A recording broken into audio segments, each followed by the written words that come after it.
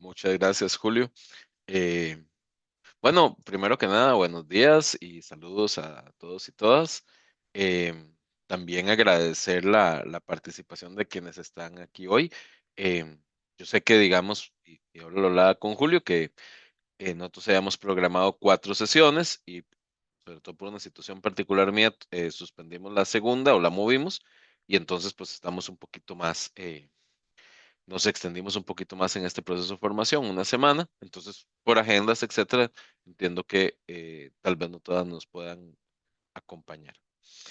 Em, el día de hoy también quiero escucharles en la medida de lo posible, ya sea por el micrófono o por el chat, tanto de lo que hablemos hoy como en general preguntas que hayan quedado o cosas que hayan quedado, dado que es nuestra última sesión. eh, Sobre todo para poder generar un poquito de discusión sobre este tema en el proceso de cierre. Ahora bien, para el día de hoy, que es nuestra última sesión, que me parece que sí se ve bien la presentación, vamos a hablar de un tema que les va a aparecer durante la discusión de la conformación de la legislación y que va a seguir siendo recurrente. Y es el convenio 108. En este caso, el convenio 108 Plus o 108 más, como se le conoce. Ya ahorita voy a explicar la diferencia de esto. Eh, ¿Qué es el convenio 108? En realidad, el convenio 108 es un convenio para la protección de las personas con respecto al tratamiento automatizado de datos de carácter personal. Y muchos lo consideran que es el primer tratado internacional vinculante en materia de protección de datos personales. Eh, Ha sido modernizado, en realidad, pues ahorita vamos a ver que hay una primera versión, ahora estamos con la segunda versión, sobre todo para hacer un proceso de adaptación a los retos, en este caso sobre todo tecnológicos y de procesos de contexto global que se están dando. Tal vez para aquí hacer un poquito de historia, en realidad existe el convenio original, el convenio 108 original, y se adapta en 1981. Vean que no es un convenio eh, tan reciente. Y es un convenio de 1981 por el Consejo de Europa, y es el primer tratado internacional en ese momento que garantiza a las personas la protección de sus datos personales.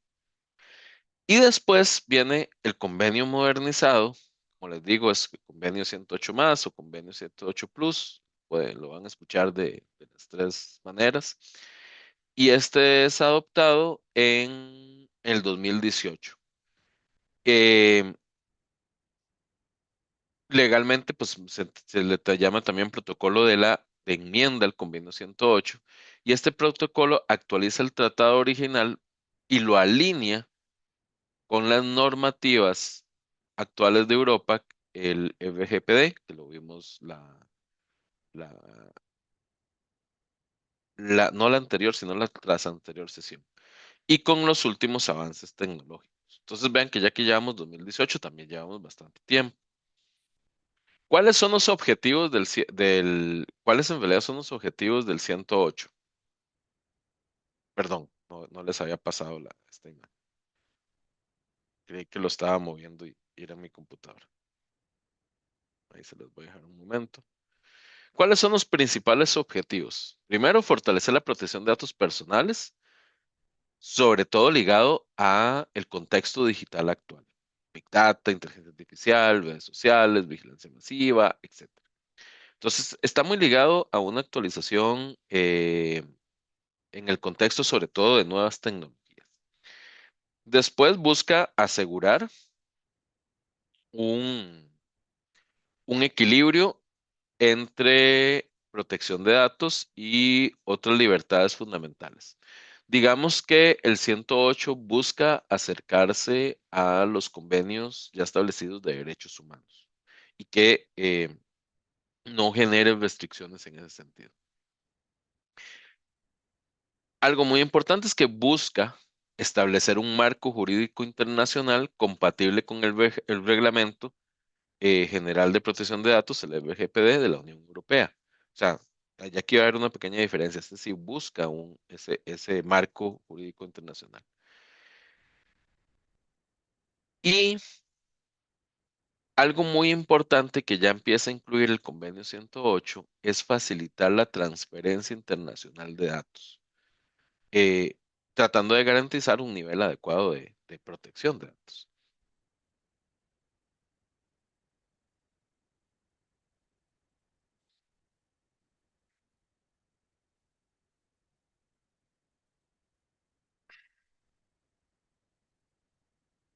¿Cuáles son las primeras novedades que tiene ese Convenio 108 Plus, o las principales novedades que trae? Eh, Primero, que tenga un alcance universal. O sea, cuando vimos GDPR, estamos hablando de un formato de la Unión Europea que obviamente, como hablamos en algunas de las sesiones, es un buen referente para llevar a la construcción de legislación específica en los países, pero es de la Unión Europea. Ahora, esto busca un alcance universal porque es un convenio que está abierto a estados no miembros del Consejo de Europa. ¿Ok?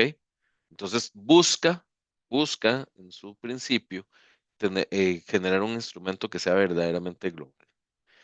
Y promueve estándares comunes para la transferencia internacional de datos. A ver, tal vez aquí vamos a hacer un poquito de contexto. ¿Qué es lo que sucede? En los ochentas, cuando aparece el primer convenio, eh, el avance tecnológico no quiere decir que no hubieran transferencia de datos entre los países, pero el avance tecnológico no hacía una transferencia tan masiva como se hace ahora. Entonces, estamos en un momento contextual donde esta transferencia de datos es masiva y es necesaria para procesos más universales, más globales. Entonces, el convenio busca mucho manejar generar esos estándares de transferencia para generar seguridad en los procesos de transferencia. Ahora, traen unos principios actualizados de protección de datos. Algunos ya los hemos visto porque ya vimos GDPR, que son como legalidad y equidad de tratamiento, limitación de la finalidad y minimización de datos, transparencia y proporcionalidad, exactitud y actualización de datos y plazo limitado de conservación. Esos principios que están ahí, nosotros los vimos cuando vimos GDPR, que está dentro de esa línea. Pero cuando el convenio entra, el 108 Plus o el 108 más, ya los agrega esos principios que GDPR había agregado y además busca que el convenio establezca que esos principios deben mantenerse entre los países.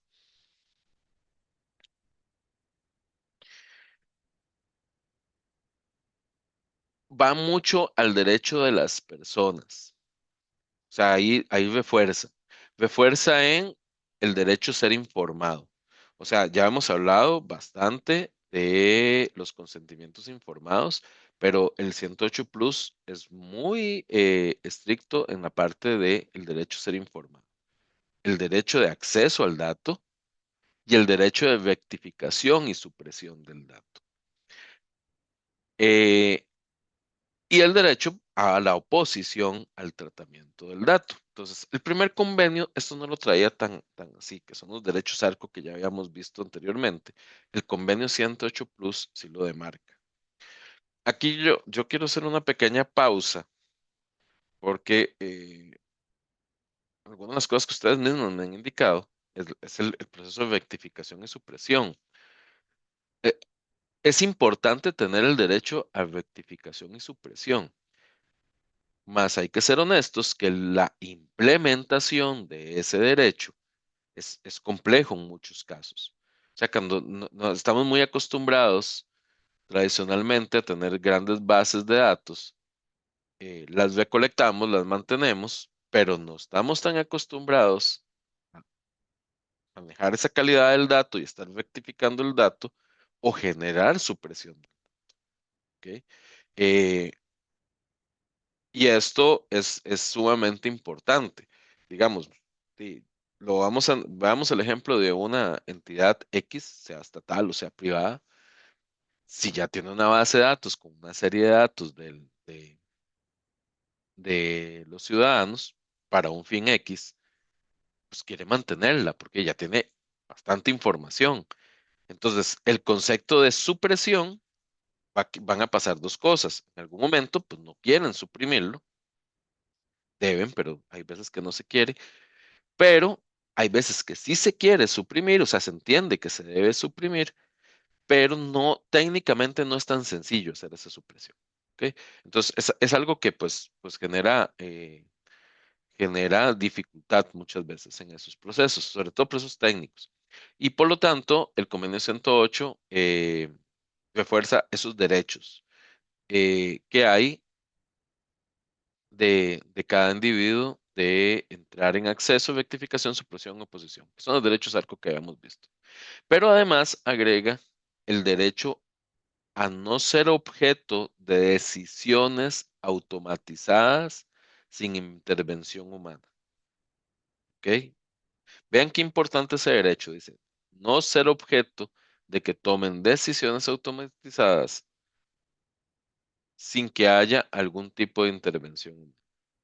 Ahora, aquí vamos a tomar una cosa. Vean que el 108 está desarrollado para ir adaptándose a los avances de transformación del contexto tecnológico. Por ejemplo, este derecho tiene mucho roce con procesos actuales de inteligencia artificial. También vamos a ver una cosa. La inteligencia artificial tiene 40 años de estarse trabajando, de tener avances, o sea, no es algo realmente nuevo. Ahora, que sí hayamos llegado a dos niveles donde tenemos un nivel de tecnología que permite procesar amplias cantidades de datos eh, a través de la inteligencia artificial generativa, eso sí es un salto que generamos en los últimos años y que el aumento de herramientas está dando. Más la inteligencia artificial en sí, pues no es un concepto tan, tan nuevo. Y de hecho, cuando se da ese salto de la inteligencia artificial, ya estaba el 108 Plus, la Unión Europea tuvo que moverse a ver adecuaciones específicas para la inteligencia artificial. Sobre todo porque está ese derecho muy claro, ¿verdad? O sea, eh, el sujeto no puede o se debe proteger de que no se tomen decisiones automatizadas que pueda generar algún efecto en ese ciudadano, en ese sujeto, sin que haya un proceso de intervención humana que lo regule. Y ya sabemos que con la inteligencia artificial esto está variando. Además de cómo se recolecta el dato para entrenar a la inteligencia artificial. Después hay obligaciones de los responsables encargados de tratamiento, pues eso también ya lo vimos un poquito con GDPR, que son evaluación de impacto de privacidad, seguridad de tratamiento, notificación de violaciones de seguridad y diseño y configuración respetuosa a la privacidad, y que ya también lo vimos, que era privacidad por diseño y privacidad por defecto. Ahora, no recuerdo quién fue, más creo que fue Margarita, pero tal vez me disculpa Margarita si la estoy confundiendo si fue la que me preguntó. Pero alguno de ustedes me preguntaba la última vez si GDPR protegía a eh, ciudadanos europeos fuera de Europa. Yo les decía que hay casos en los que sí, casos en los que no precisamente se puede dar, pero que GDPR trata de hacerlo. Ahora bien, el convenio 108, si por ejemplo un país ratifica el convenio, ahí sí está adquiriendo la responsabilidad de mantener estas obligaciones. Ahora, si no está tan clara en la misma legislación esas obligaciones, a la hora de generar el convenio, sí tiene que incluirlas. Y parte de lo que busca el convenio es que ya no sea solo un ciudadano europeo, sino un ciudadano que esté ligado a un país que tiene el convenio, que esa seguridad de sus datos personales se mantenga en los otros países. Em, y esto sí es uno de los puntos fuertes que tiene esta parte del convenio 108. Después, autoridades de supervisión. Dice que cada estado debe establecer una autoridad independiente para la supervisión de la protección de datos y deberán tener poderes efectivos como investigar, sancionar, asesorar e intervenir. También, volviendo a las preguntas que teníamos anteriormente, creo que fue Julio que me decía que cuál era la figura que mejor se daba para una agencia.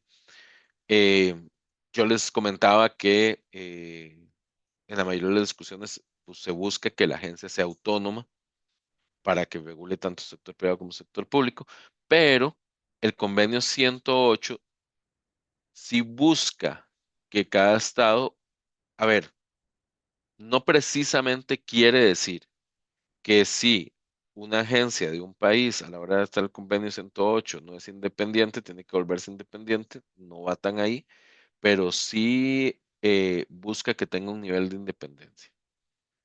Y deberán de tener poderes efectivos, que era lo que yo se les mencionaba, que la agencia no debe encargarse solo de legislar y sancionar, bueno, tiene que permitírsele sancionar, pero también tiene que dársele poder de investigación, poder de asesoramiento, poder de intervención. Y seguidamente, tal vez uno de los puntos más fuertes, que es el de transferencias internacionales de datos. Y esto lo que indica es que las transferencias internacionales de datos serían solamente permitidas solo si el país receptor garantiza un nivel adecuado de protección o existen garantías adecuadas, contratos, reglas corporativas vinculantes, etc. Cuando un país toma se adhiere al convenio 108 Plus, lo que sí se le va a pedir es que refuerce esa transparencia de datos internacionales y que genere adecuaciones propias del país para ser receptor que garantice la adecuada protección de datos personales. A ver, tal vez aquí voy a hablar un poquito de la transferencia de datos. Imaginémonos que,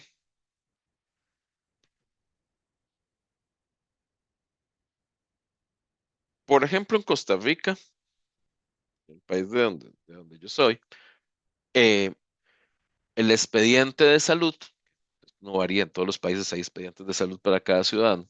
El expediente de salud se digitalizó. Yo creo que este ejemplo lo había dado como en la primera sesión. Bueno, el expediente de salud se digitalizó. Quiere decir que hay un único expediente digital en salud.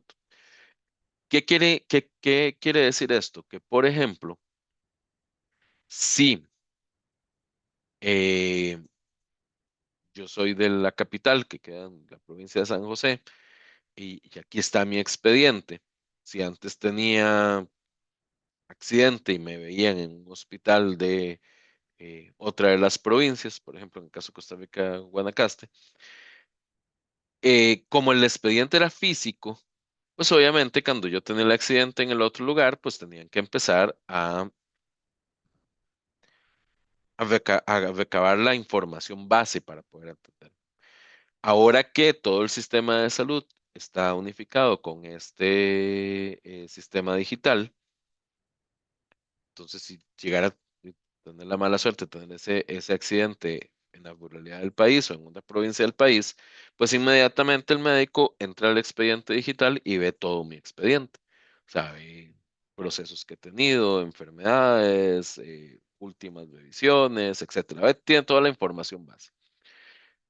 Pues obviamente esto es una mejora en el servicio de salud, pero hace que, por ejemplo, la parte de protección de datos personales sensibles, que son los de salud, la seguridad de esos datos deba aumentar considerablemente. ¿Por qué? Porque hay una gran cantidad de datos sensibles que están digitalizados. Ahora, siguiendo con el ejemplo, a nivel de comercio, a nivel de hacienda, a nivel de datos bancarios o a nivel de salud, que por ejemplo yo estuviera de visita en Guatemala y durante la visita a Guatemala tal vez tuviera una situación de salud y que pudieran entrar a ciertos datos de mi expediente o que para un proceso de comercial pudiera haber transferencia directa de datos, pues obviamente ayudaría mucho. Sobre todo, por ejemplo, inclusive en procesos migratorios ayudaría muchísimo la transferencia de datos. Ahora, ¿qué sucede? Si un país X ya tiene una legislación muy fuerte de protección de datos, entonces el ciudadano, en ese caso, parte que su dato personal o su dato sensible está seguro.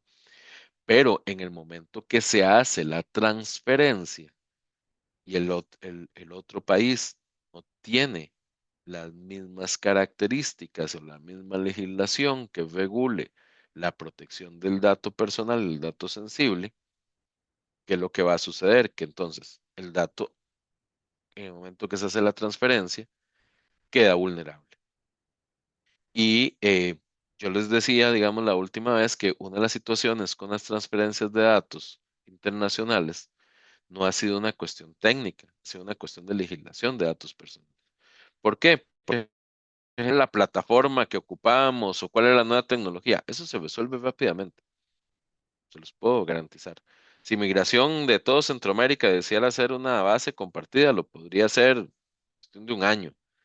Eh, técnicamente hablando, técnicamente, o sea, para que haya una plataforma técnica que lo permita, o sea, eso se puede lograr rápidamente.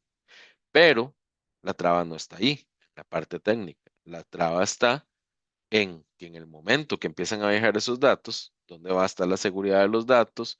¿Dónde va a estar la protección adecuada del dato personal? ¿Dónde va a estar los procesos de derechos ARCO, etcétera, etcétera, etcétera? Entonces, el tema este de transferencias internacionales en este momento es todo un tema y, como les digo, es un tema que está íntimamente vinculado a la protección de datos personales. Y el convenio 108 busca empezar a regular todo esto. Diferencias entre el convenio 108 original, el 108 Plus o 108 más. Eh, bueno, uno es del 1981, otro de 2018. Las obligaciones proactivas están hasta cierto punto limitadas en el 108 y en el 108 Plus ya son reforzadas, sobre todo a nivel del impacto y el de IEPA. Los derechos individuales eran muy básicos en el 108. En el 108 Plus han sido ampliados. Por el ejemplo que dijimos anteriormente, el de decisiones automatizadas, es una ampliación de un derecho general, que digamos, no se contemplaba para nada en el 108 de base. El 108 original se maneja en el contexto meramente europeo y el 108 Plus busca llegar a un contexto global. Y las transferencias internacionales simplemente no están reguladas, no están dentro del 108 original y en el 108 Plus están ya claramente reguladas. Entonces son como esos puntos, esos hitos importantes que empiezan a cambiar. Puntos más destacados entonces de esta versión, o sea, resumiendo de esta nueva versión del 108 Plus. Uno, se reconocen nuevos derechos para los titulares de datos, eso es un avance significativo. Dos, se actualizan los mecanismos de transferencias internacionales. Tres, se amplía el concepto de datos sensibles. Anteriormente, el concepto de datos sensibles, por ejemplo, en el convenio original, no incluía datos como los datos genéticos o los datos biométricos. El 108 Plus sí lo incluye. Eh, y tiene un apartado muy bien montado para la parte de datos biométricos. Inclusive, se está partiendo de hacer una actualización donde se empiecen a incluir los neurodatos. ¿Ok? Claro que tú tienes una discusión fuerte en la parte de neuroderechos, pero ya se parte de que pueden empezar a incluirse los neurodatos. Para quien no lo maneja acá, digamos, dato biométrico, tienen algún teléfono, esto es la reconstrucción, ¿verdad? En base a características físicas, mientras que el neurodato, estamos hablando, por ejemplo, de un escaneo de un TAC, donde tengo ciertas características, ese TAC con tantas características se convierte en un dato personal. Ya no es simplemente un dato de utilización médica, sino que es un dato personal. Em, para quienes están en el tema no sé si aquí hay algunos vinculados al tema de salud, pero en los últimos años se han generado bastantes discusiones particulares del tema específico de datos personales en el ámbito de la salud, porque sí han habido bastantes cambios en esta línea. Otro punto destacado es la obligatoriedad de informar incidentes de seguridad. Y eso está muy ligado a las nuevas políticas de ciberseguridad también, que también ya lo hemos conversado. En el 108, pues sí, en el original se empieza a hablar mucho de la parte de seguridad del dato, pero el 108 Plus sí obliga per se a informar del incidente. Y esta información va en dos líneas. Si ya existe una legislación y existe una agencia, debe informárselo a la agencia y debe informárselo a los ciudadanos, sí o sí. ¿Ok? Esto de informar hay que tener claridad porque hay que saber informar. Ahora, ¿a qué me refiero con que va también a la agencia? Digamos que fuera una entidad privada o algún ministerio del sector público que tiene la vulnerabilidad del dato. O sea, sus datos son vulnerabilizados de alguna manera.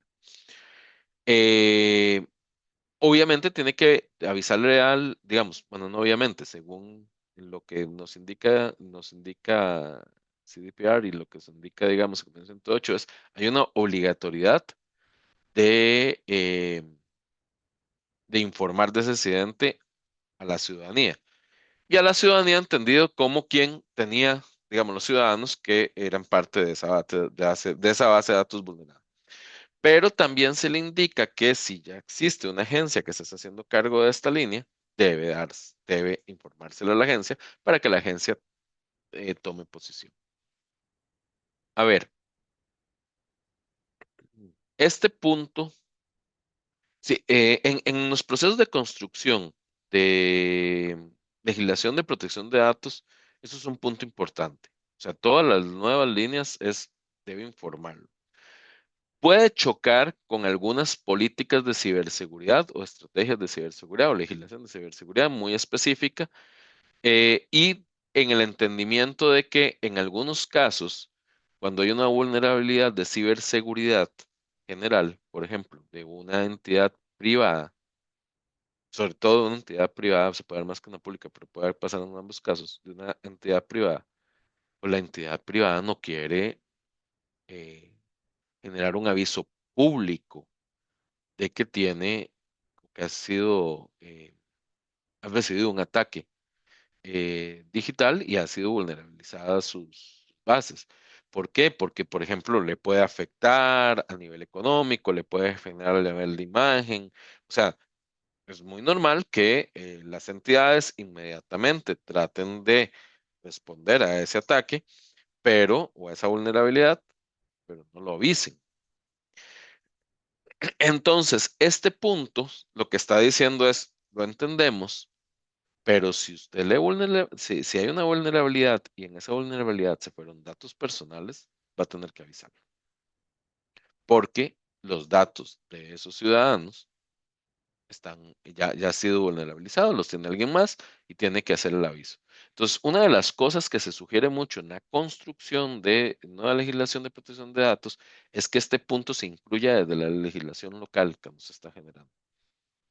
Em, Ahora, ¿qué ha pasado?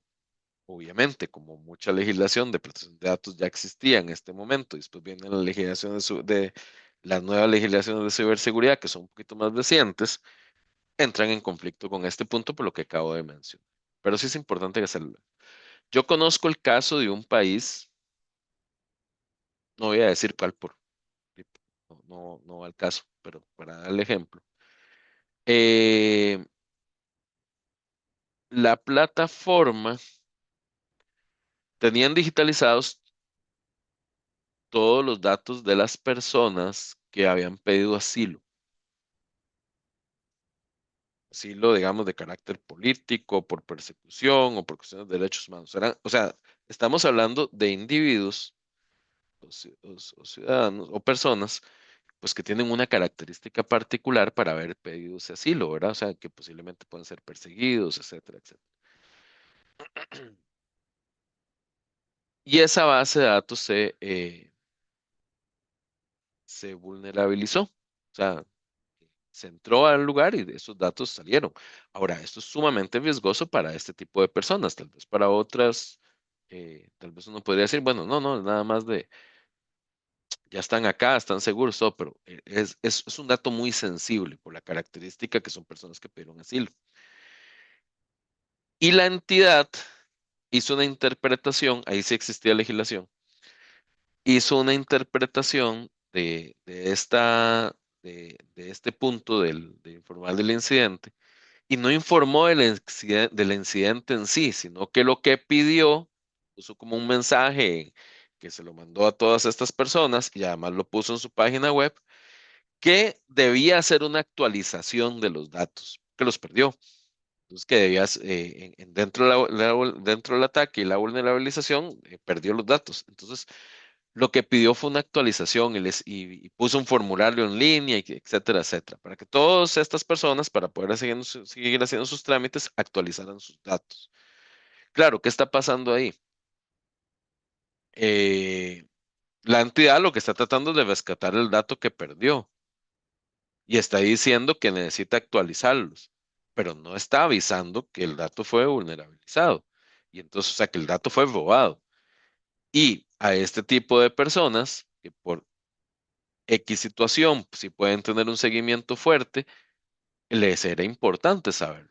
¿Por qué? Porque, por ejemplo, tenían sus correos electrónicos, tenían sus teléfonos, o sea, lo habían dado una base segura para que se les pudiera informar de los procesos de los procesos migratorios, de residencia, etcétera, por ser personas que estaban pidiendo asilo político y de otro tipo.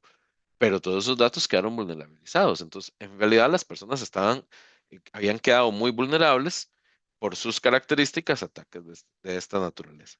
Entonces, en esto hay que tener mucho cuidado y el 108 pues sí lo deja bastante. Después dice que perdón, no había visto el tiempo, que se incorporan Se incorporan requisitos más estrictos respecto a los principios generales sobre tratamiento de datos, como el principio de proporcionalidad, el principio de minimización y el principio de licitud. Esos tres principios, pues ya los vimos cuando vimos GDPR, pero digamos que en este caso, al ser un convenio, lo que está obligando es que si la entidad, perdón, el país que va a entrar en el convenio no contempla estos principios, pues va a tener que contemplarlos. Y se incluye condiciones especiales para el tratamiento de datos personales de niños y niñas. Eso es muy importante. Una, una actualización muy importante que tiene el 108 y sobre todo en el tratamiento para menores de 15 años y mayores de 15 años según cómo GDPR manejaba la legislación para menores de edad. Aquí hay otra recomendación. Dentro del proceso de construcción de la legislación de protección de datos personales, sí es importante que ojalá desde el principio, desde las primeras discusiones de la construcción de de la legislación, el tratamiento de datos personales de menores de edad y de niños y niñas se empiece a generar en la discusión desde su inicio. O sea, que ya la legislación contemple ese punto, porque van a ver que es un punto que al fin y al cabo no es tan sencillo de trabajar, tiene muchas aristas, hay que revisar toda la legislación existente que ya tenga el país y acuerdos internacionales ligados a derechos de niños y las niñas. Entonces, muchas veces este es un punto que tira atrás los procesos de generar una nueva legislación de protección de datos personales si no se ha trabajado adecuadamente. Y se refuerza la exigencia de la destrucción y anonimización de datos personales. ¿Ok? Eh, Siempre ha habido pues, un punto de que debe haber esa anonimización, pero aquí se refuerza el proceso de anonimización. ¿Cuál es el estado actual? El estado actual, pues más de 50 estados han firmado el convenio 108 Plus, incluidos países de América Latina, África y Asia. En el caso, ya ahorita vamos a ver específicamente los de LAC. Ahí les puse Argentina y Uruguay. Eh, lo que sí podemos aceptar es que es considerado actualmente como el estándar internacional más avanzado sobre protección de datos personales. En eso, pues sí hay una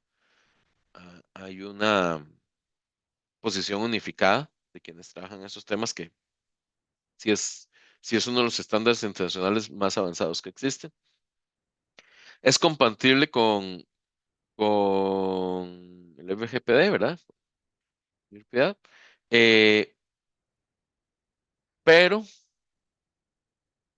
con un enfoque un poquito más factible y adaptable a contextos jurídicos diversos, porque obviamente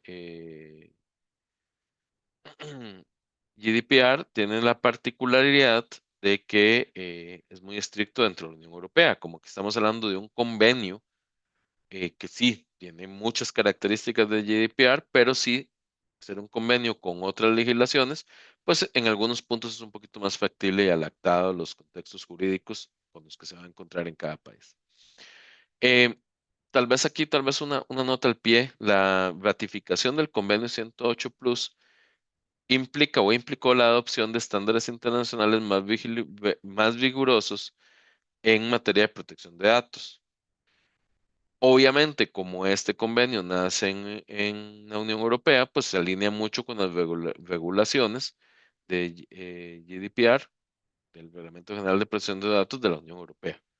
Entonces, por eso, digamos, cuando vimos GDPR la sesión anterior y ahora vemos que se repiten puntos, es porque el convenio 108 los toma de ahí.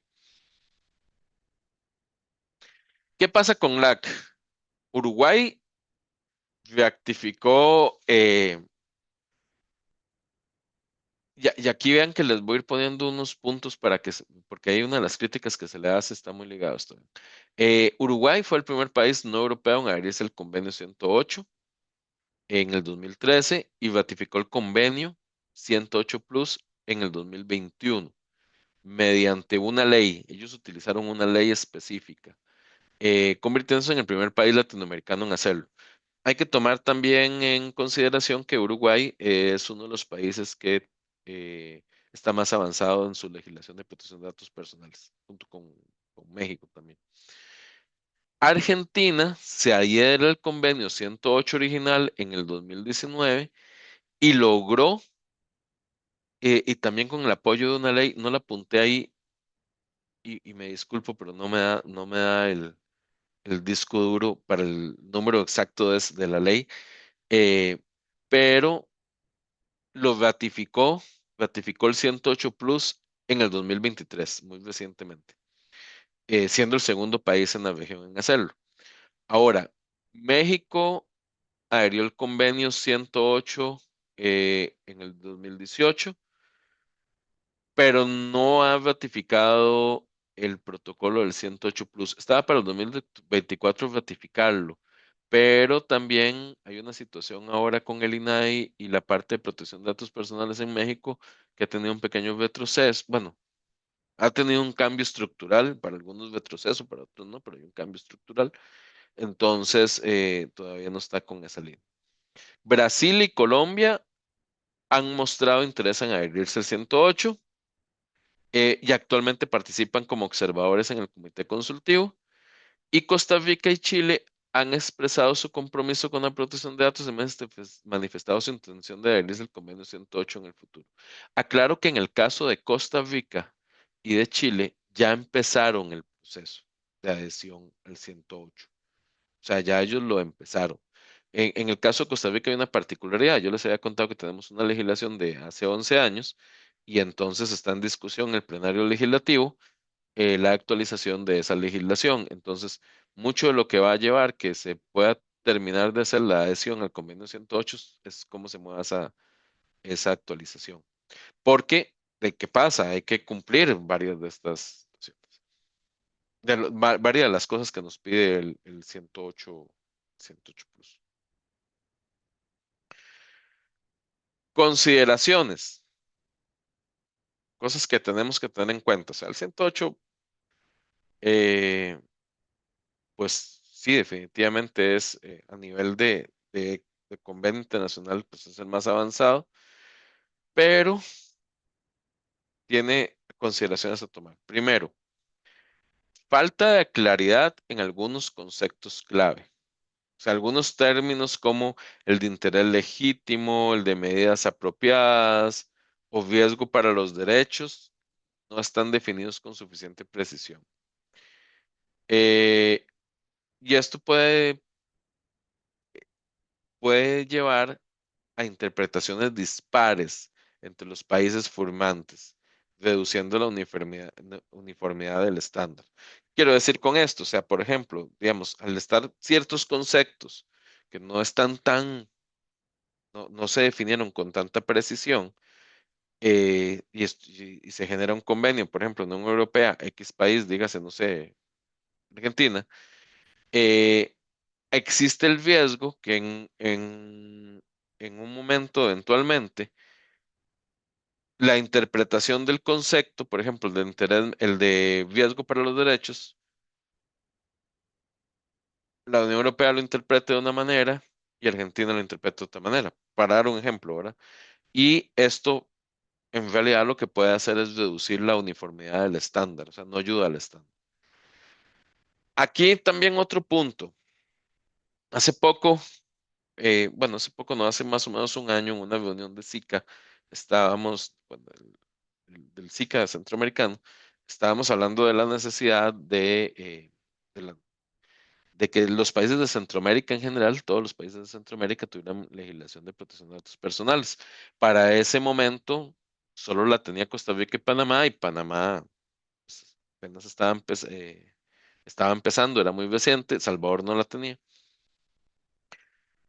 Y en varios talleres varias discusiones en un taller, perdón. Se estuvo discutiendo cómo generar o como un machote general, tal vez para ayudar a los países de Centroamérica a buscar la,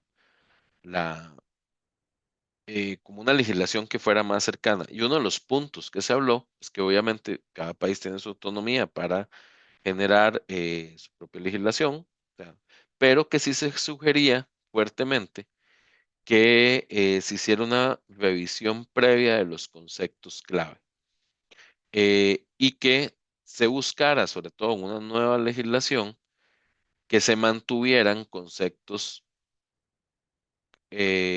clave definidos de una forma muy precisa y que fueran los mismos o unificados a las de otras legislaciones.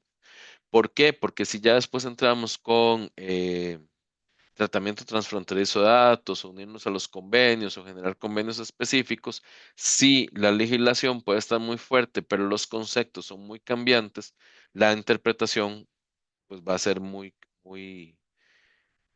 puede ser muy dispar y eso va a generar conflicto.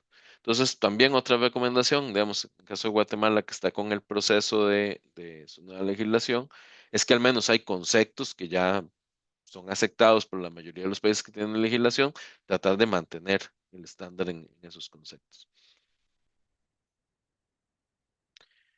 Ahora, otra cosa que se le indica del 108 Plus es que pues, hay una aplicación desigual en contextos jurídicos diversos. O sea, si tenemos conceptos de jurídicos diversos con eh, legislaciones propias de cada país, con acuerdos propios de cada país, etcétera, Eh, y no precisamente este convenio nos va a dar toda la seguridad de que vamos a poder trabajar todo de una forma unificada. Entonces, aunque el convenio pues está abierto a todos los países del mundo en general, eh, esto quiere decir que vamos a encontrarnos múltiples marcos legales muy distintos para poder adherirse. Hasta el momento, esto está más ligado a la diversidad del ámbito, del contexto jurídico general del país. Solo conozco un par de casos de dos países que tienen legislación de datos personales, pero la conceptualización de esa legislación de datos personales no calza lo más mínimo con los principios que tiene el 108 Plus o GDPR, y entonces pues son dos países que se ve muy difícil que logren adherirse a esto y además no tienen interés en hacerlo.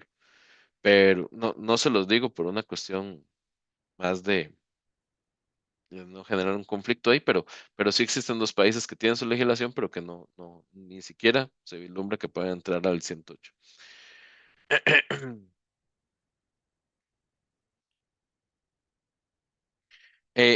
Bueno, y además, pues obviamente, pues, esto genera una preocupación real de si vamos en realidad a poder tener un cumplimiento y una aplicación efectiva del 108. Eh, Sobre todo si, por ejemplo, si hay un país que no tiene legislación fuerte en protección de datos personales, o no la tiene del todo, y no tiene autoridades de protección de datos, es difícil que se pueda abrir el convenio. O sea, no lo va a lograr.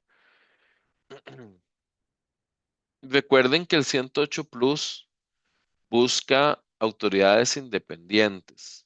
Entonces, esto va a ser un punto también a tomar en consideración, esa autonomía que pueda tener la Autoridad de Protección de Datos.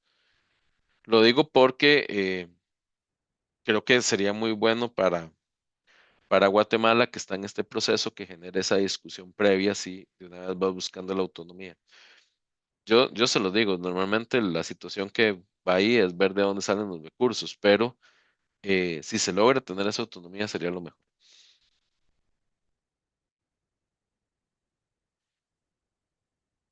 A ver, hay un sentimiento generalizado de que tal vez es el mejor convenio internacional en ese sentido, pero eh, en realidad no hay tantos mecanismos de sanción fuertes o una autoridad central que, si no hay un cumplimiento, en realidad sea una medida fuerte en ese sentido. A ver, el convenio 108, por ejemplo, en Europa, eh, hay dos cosas. Hay uno que Europa tiene algo que se denomina el Comité de la Convención del 108. Es un comité donde están representando todos los países sobre el 108 para discutir estos puntos entre los países. Y tiene el Comité Europeo de Protección de Datos, que es el EDPB. Entonces, cuando ahí hay, digamos, alguna situación, estos dos comités pues, se reúnen y revisan el caso y pueden tomar o establecer algunas medidas de sanción o de control si no se está cumpliendo lo que el convenio 108 Plus indica. Pero esto, cuando, por ejemplo, tenemos un convenio, no sé, Argentina, Uruguay, Costa Rica, posiblemente es posterior en un tiempo Guatemala con el 108, pues, o sea, sí, al ser un convenio vinculante, pues sí hay medidas, pero también hay una debilidad en la supervisión internacional. Perdón. Y, perdón. Ok, y después tenemos eh, que siempre va a tener desafíos contra tecnologías emergentes.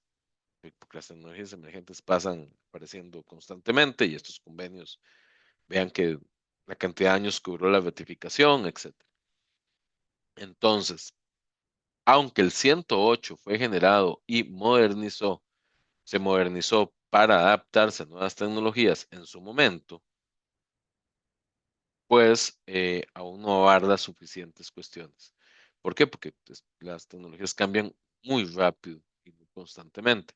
Entonces, debilidades que se le dan al 108 Plus en este momento, el de, el de inteligencia artificial y decisiones automatizadas avanzadas, bueno, que ya lo comenté un poquito anteriormente, este punto de la inteligencia artificial y lo de las decisiones automatizadas se está complicando seriamente, ver cómo se va a regular. Y también tengamos una claridad, ¿verdad? Digamos, no todo precisamente es regulable y a veces no, una regulación extrema no es la solución ante todo, pero sí digamos que hay alguna debilidad en este caso, sobre todo con el tema de inteligencia artificial. Otro punto, otro desafío que se menciona mucho es el de Big Data y anonimización reversible. ¿Alguno de ustedes conoce el concepto de anonimización reversible?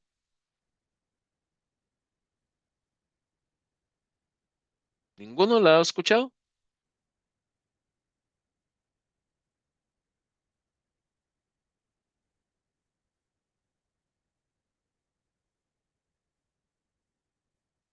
Ok, vean, lo que pasa con la anonimación reversible es una tecnología que está, bueno, voy a resumirlo porque esto es más complejo, pero veamos, es una tecnología que tiene procesos de encriptación y llaves de encriptación, digamos, para que usted, por ejemplo, digamos, una entidad anonimice datos, o sea, tiene una base donde tiene datos personales, anonimice esa base, pero a la hora de eliminar ciertos datos personales para la anonimización de la base, técnicamente usted está dejando la posibilidad de volver a la base original. No sé si me logro explicar. Por ejemplo, van a tener una llave con una encriptación particular que va a permitir técnicamente que usted pueda regresar a la base original. Esto se usa, por ejemplo, que yo tengo una base de datos X que tiene datos personales y esos datos personales pues los pedí adecuadamente con autorización y todo para procesos, por ejemplo, de datos abiertos o para procesos de generación de estadística, etcétera, se anonimiza la data, pero no es simplemente que se elimina, sino que se deja la posibilidad de revertir y volver a la base de datos original. Ojo que estoy resumiéndolo como a su idea central, ¿verdad? O sea, porque esto es más complicado técnicamente hablando, pero es un concepto que sí se usa bastante ahora, la anonimización reversible, que puede ser muy útil para varias entidades y todavía el 108 Plus no lo regula tan bien. Porque vamos a ver, puede ser muy útil en el sentido de que yo puedo retroceder a la base de datos original, pero ¿en qué caso? ¿Por qué motivo? ¿Quién es el que puede acceder? ¿Cómo se va a manejar esa reversibilidad? Son discusiones que hay bastante fuertes. Pues esta tecnología no se daba tanto cuando el 108 Plus empezó a dar.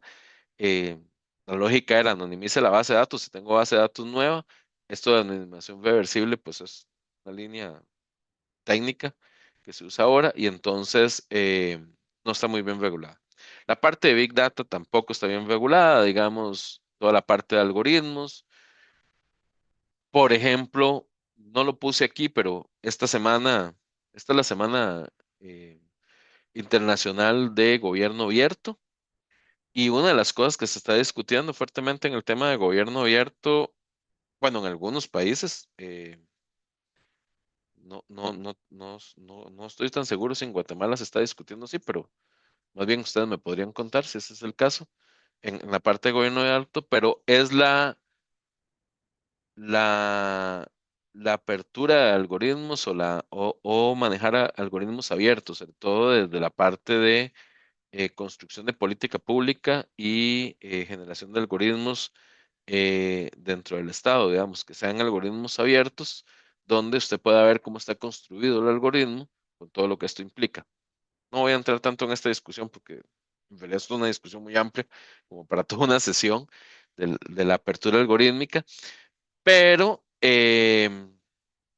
la apertura algorítmica y el uso de datos nativos y la parte de IA tampoco estaba muy bien regulada con el 108. Entonces, digamos que el 108 no lo contempla, pero sí sé que la mayoría de los movimientos de gobierno abierto ahora se está hablando. Lo digo porque al ser la Semana Internacional de Gobierno Abierto, sé que he visto que varias charlas de esta semana van en esa línea, de la apertura algorítmica. Si no, se los dejo como un punto que es importante tomar en cuenta. Eh, y la transferencia masiva de datos entre empresas tecnológicas globales. Ojo que estábamos hablando de datos transfronterizos, sobre todo de país a país, pero ahora tenemos transferencia entre las grandes plataformas o empresas tecnológicas, pues hay transferencias masivas de datos donde van datos personales y aquí todavía el 108, pues sí ha empezado a regular esta línea, pero se da que tiene alguna debilidad. Aunque ha hecho adendum, si ha empezado a trabajar en esta línea, todavía se considera que tiene una debilidad en este sentido.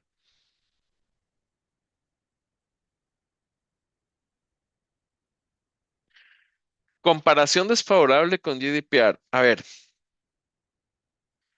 aquí digamos, yo estoy dando el curso, entonces no voy a tomar, normalmente tengo una posición más neutral, pero aquí tal vez se me va a salir un poco una posición más personal. Eh, hay varios expertos que sostienen que el convenio 108 es menos exigente que el Reglamento General de Protección de Datos de la Unión Europea, el GDPR, lo cual, pues, es cierto, ¿verdad? En el sentido de que y para poder adecuarse también a otras legislaciones es más flexible, que ya lo vimos anteriormente. Em, y que hay temas como la portabilidad, digamos, entre esas flexibilidades está la portabilidad de datos. La portabilidad de datos es, valga la redundancia, cómo yo puedo pasar datos de un punto a otro. No solo transferir, sino tener una portabilidad de esos datos. El consentimiento explícito, las evaluaciones de impacto de privacidad, que GDPR las tiene muy fuertes, 108 no tanto, y las multas, que GDPR pues las tiene muy fuerte y 108 en realidad casi no tiene esas multas. Eh, Ahora, ¿qué pasa?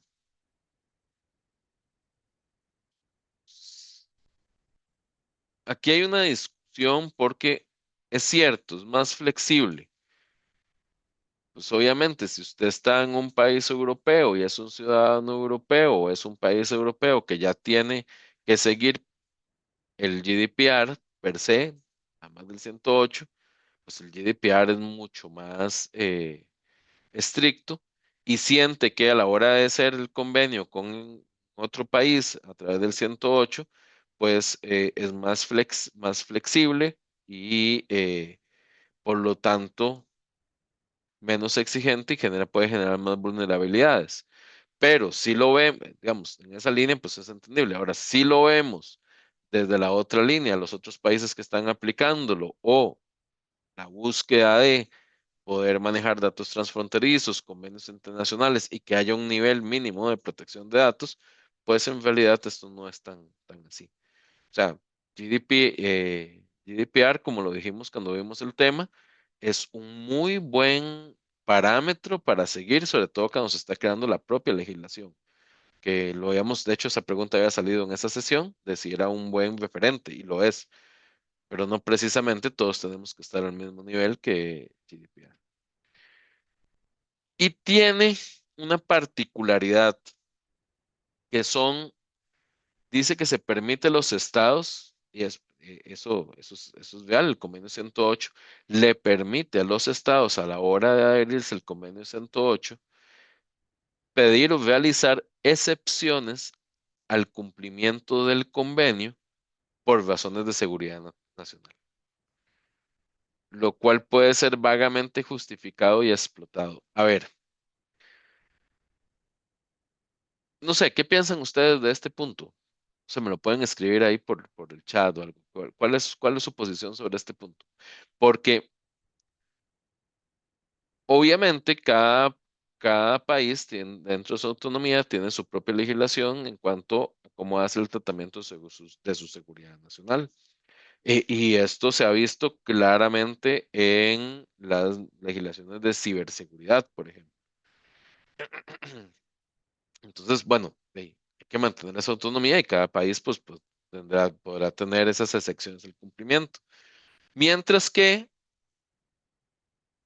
una de las cosas que se les critica es que, bueno, se firma un convenio para proteger los datos personales, pero se le permite hacer la excepción bajo el argumento de seguridad nacional, entonces puede hacer que con el país que yo hago ese convenio, al final pueda acceder a todos mis datos y mis datos quedan desprotegidos.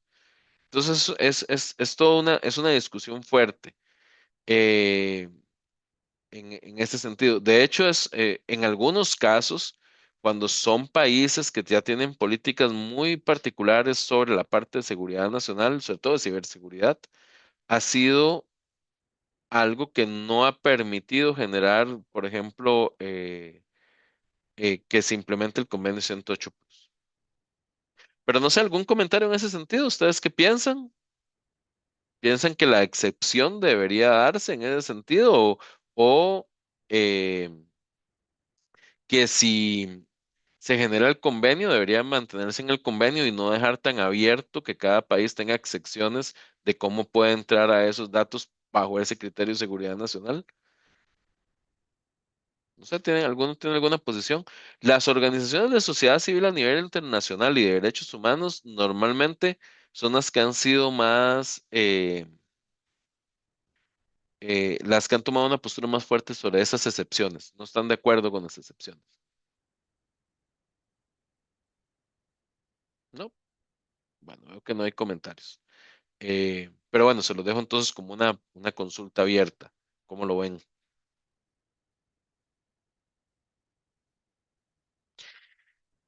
Y después tenemos la ratificación lenta, y esto sí es un gran. eh, Aunque se firmó en el 2018, la ratificación ha sido lenta. A mediados del 2025, solo un número limitado de países lo ha logrado ratificar, lo que retrasa su entrada en vigor. Y esto genera críticas sobre la efectividad, en realidad, de efectividad política de este instrumento internacional. ¿Ok? Si en realidad lo estamos logrando. Eh, a ver, veamos en el caso de Argentina y Uruguay, entre 3 y 4 años. Caso Costa Rica lleva como 6 años. Panamá empezó desde que tiene la legislación y ya lleva como 4 años. Entonces, la ratificación es realmente muy lenta. O la adhesión, convenio 108, es bastante lenta. Entonces, aquí lo que se indica es que es un instrumento internacional para parte de datos transfronterizos, para el trabajo general, pero que en realidad poder generar este convenio no es un convenio que se logre resolver en el corto plazo. Ahora, ¿qué es lo que normalmente está pasando acá? Que una de las situaciones que está pasando acá es que como ustedes vieron, y ya vimos GDPR, y esto está muy ligado a GDPR y además tiene un montón de cláusulas muy específicas.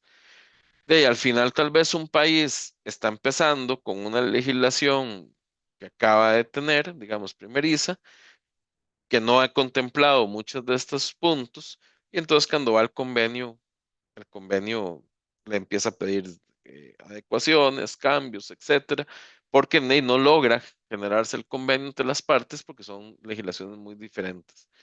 Entonces, el 108 Plus es un buen instrumento, pero no es un instrumento que veamos que se mueva tan rápidamente. Creo que aquí hay una pregunta.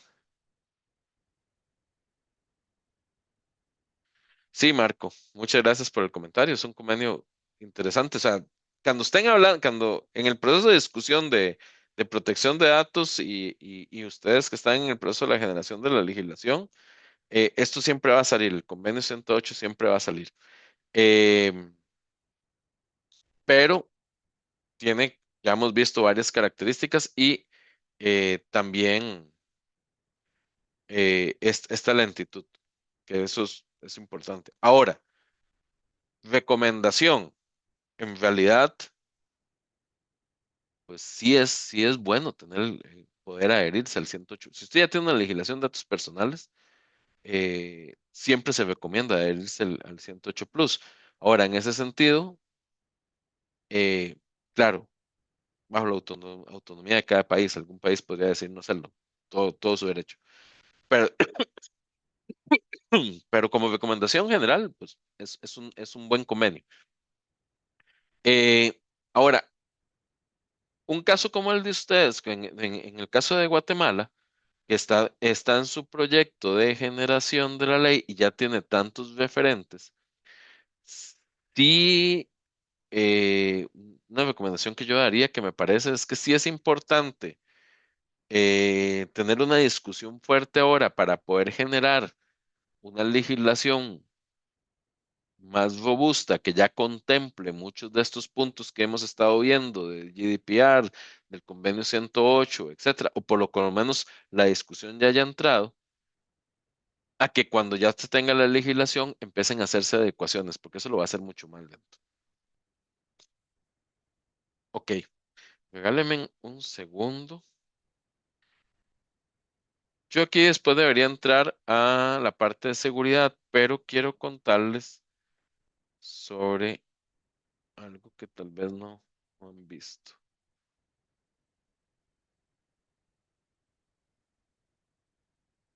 ¿Me indican si se está viendo el otro documento? Sí, Ok. Uy, creo que pero ahí fui yo que lo dejé de visualizar. Eh, ¿Alguno de ustedes ha oído hablar de CBPR? Ninguno. Ok. A ver, se los traigo con bueno, ahí van, está la banderita de Costa Rica, Estados Unidos, porque estoy usando la presentación que mandó CBPR. Ok, no es una mía, es una que envió CBPR. En el 2022 que visitó el país para entrar con esta línea. ¿Qué es CBPR? CBPR es una certificación de protección de datos personales impulsada por el gobierno estadounidense. Entonces también me parece que es importante que sepan que existe. Tiene sus pros, tiene sus contras, eh, pero existe. Ahora, es, viene del gobierno de Estados Unidos, ¿ok? Y el gobierno de los Estados Unidos en este momento, bueno, esto puede estar cambiando, ¿verdad? No hemos, honestamente, con los cambios contextuales en los últimos, en lo que llevamos del año, no hemos visto no hemos tenido chance de revisar qué tanto ha influido en CBPR, pero, pero digamos, en el momento sé que no tiene cambios tan fuertes. Entonces,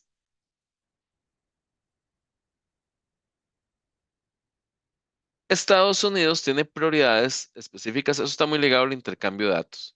Entonces genera esta certificación y dice que quiere entrar en fortalecimiento de intercambio de datos y reducción de barreras de requisitos de localización de datos, priorizar las negociaciones bilaterales directas con jurisdicciones de todo el mundo y apoyar la globalización de esta certificación, porque en realidad es una certificación, a ser reconocida para alcanzar más países fuera de la región de la PEC. ¿Ok? Entonces, el que lo promueve es el Departamento de Comercio de Estados Unidos. Eh, y también lo trabaja o es muy apoyada por entidades o grandes tecnológicas de Estados Unidos, como puede ser Google, por ejemplo. La promueve bastante. ¿Qué pasa? Es un sistema. CBPR es un sistema de certificación de privacidad de datos multilateral y respaldado por algunos gobiernos que ofrecen un mecanismo para que las empresas, eso está muy dirigido al sector privado, pero también puede ser aplicado en sector público, faciliten flujos de datos transfronterizos y logren un cumplimiento básico con diferentes regímenes de privacidad. ¿Ok? Entonces, es una certificación de privacidad para tener datos multilaterales, o sea, o transferencia de datos, eh, y que está muy dirigido a la empresa privada. Fue creado en 2011 en el Foro de Cooperación Económica Asia-Pacífico, la PEC, ahí es donde más se mueve. Obliga a la cooperación de aplicación entre autoridades de jurisdicciones participantes, o sea, los que están en la PEC. Asegura que las protecciones comunes de referencia viajen con los datos entre jurisdicciones. Promueve la rendición de cuentas al exigir la supervisión por parte de terceros. Y hay un reconocimiento en algunos puntos, no en todo, en leyes nacionales y tratados de comercios del TIMEC. ¿Ok? Ahora, el marco de privacidad de APEC para CBPR, eh, pues tiene una prevención de daño, tiene el punto de aviso, tiene las limitaciones de recolección, eso sí lo contempla. Contempla que hay que visualizar el uso de información, la elección, la integridad de la información personal, medidas de seguridad, acceso y corrección, no todos los derechos ARCO, no la eliminación, sino acceso y corrección, pero no la eliminación y la supresión. Eh, y responsabilidad. Este de responsabilidad no es no lo entiendan igual que la responsabilidad activa que tenía el 108, pero sí que genera responsabilidad en la empresa. Ahora, requisitos de participación, pues que son normas exigibles, cooperación transfronteriza, responsabilidad, protecciones basadas en riesgo. em, Esto de las protecciones basadas en riesgo es que la característica de la protección que se va a dar va a estar muy ligado a el contexto de riesgo del tipo de dato o tipo de intervención de transferencia de datos que se va a dar. Eh, bueno, personalmente no me gusta mucho, pero es el que usan. Sí, sí lo digo, personalmente no me llama este concepto, pero es el manejo de quejas amigables para el consumidor. Eh, pues honestamente más yo estoy con el punto más ligado al 108 de GDPR de avisarle al consumidor, pero no esto tanto de manejo de quejas, pero bueno, es una línea, y protección consistente. ¿Ok?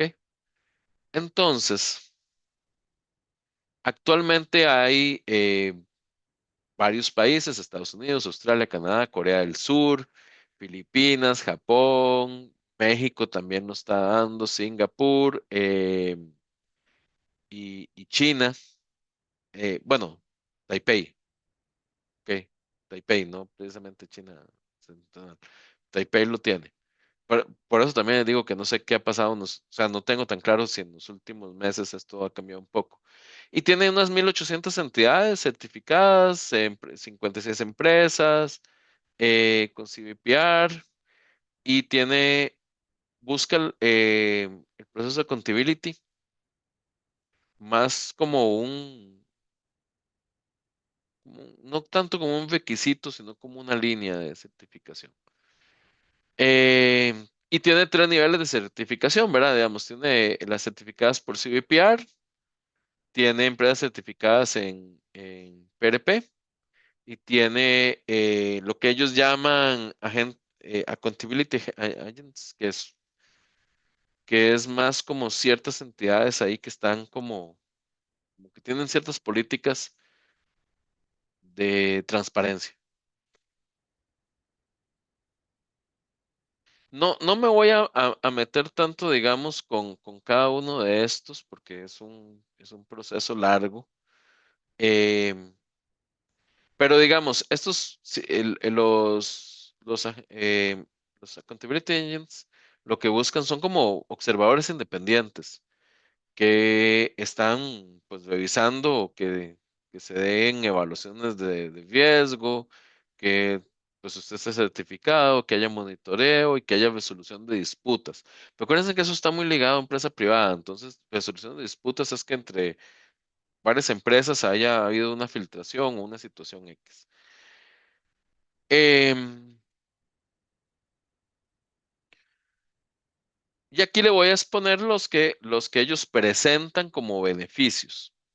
Los beneficios que ellos presentan es que para las empresas puede facilitar un programa de privacidad global y el cumplimiento básico con múltiples leyes, indica responsabilidad al exigir que las empresas certificadas obtengan la aprobación de un tercero y optimiza las operaciones comerciales entre mercados mediante un único mecanismo de cumplimiento. Para los consumidores, GDPR no usa el concepto de ciudadanos, usa el de consumidores. Tal vez por eso yo no soy tan, no me identifico tanto con ellos. Indica que un tercero ha investigado las prácticas de privacidad lugar de la empresa y sus filiales, dispone de organizaciones que monitorean quejas y resuelve disputas y ofrece garantías reconocidas por el gobierno de que datos personales pueden ser transferidos seguramente y cuáles no. Y para las autoridades regulatorias, o sea, cuando ya existe pues un intercambio de información y estándares comunes, pone a disposición estos accountability engines como lo que ellos denominan una capa adicional de supervisión, es decir, aparte del que ya hace la agencia, que esta figura de accountability engines pues también supervise. Eso es interesante porque son como observadores externos que están entrando ahí. Y,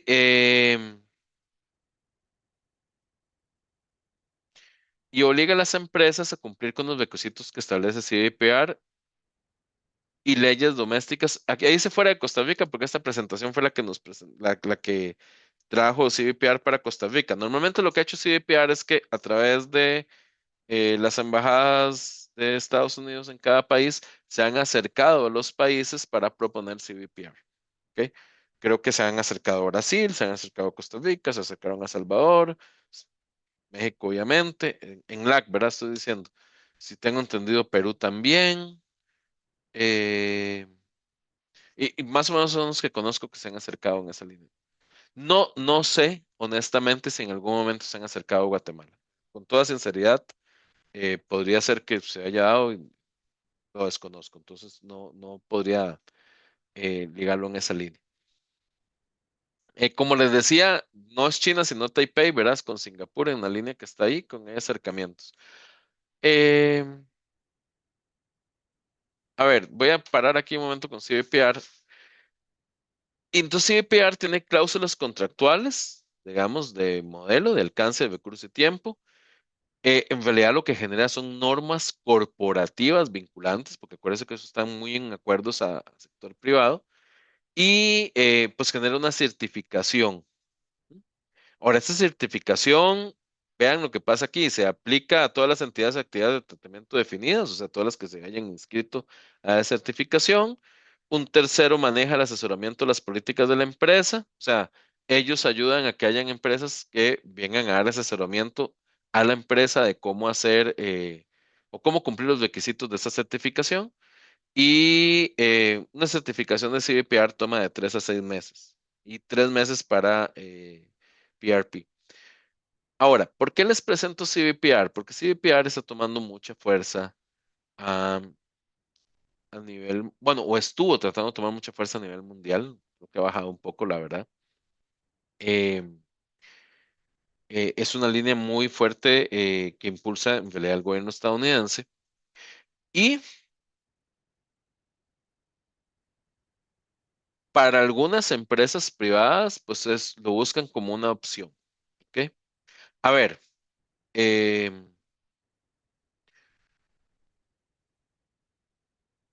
cómo se los digo? Ok, vamos a ver, esta es una opinión meramente personal, ok, meramente personal. CBPR, tal vez yo no lo recomiendo tanto como un modelo a seguir al país en, en lugar de una adecuada legislación de protección de datos personales. Pero es importante saber su existencia y sobre todo para empresas privadas que tal vez tengan comercialización con alguno de estos países que está ahí o empresas que estén ligadas, la pueden utilizar. Ojo, eso es una certificación, o sea, yo creo que la mayoría de ustedes entienden la lógica de las certificaciones. Entonces, en realidad, esa es una certificación.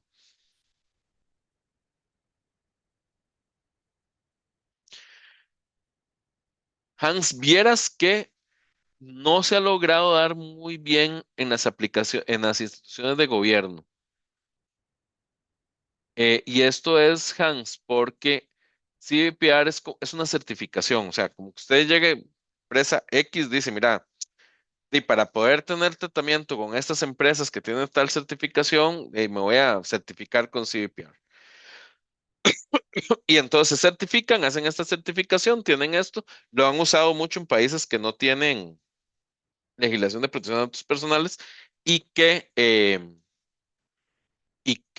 ¿cómo se llama? Y que tal vez tienen que tener transferencia de datos con entidades, sobre todo en Estados Unidos.